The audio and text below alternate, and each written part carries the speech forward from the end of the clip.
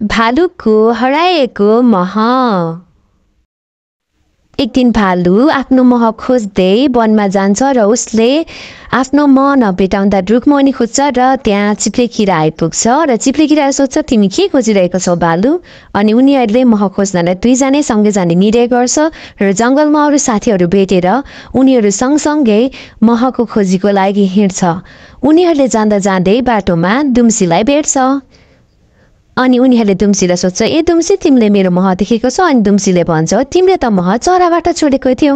अनि उनीहरू त्यसपछि चराबाट जानको लागि बाटोतिर लाग्छ र बाटोमा चराले भन्छ तिमीले यो रुखमा होइन त्यो रुखमा चाहिँ मह राखेको थियो भन्छ। अनि फेउराएर खनेर उसलाई मह दिन्छ र उनीहरूले मह पाएपछि खुसी खुसी साथ त्यो मह बाँडेर खान्छ र चरालाई धन्यवाद दिन्छ।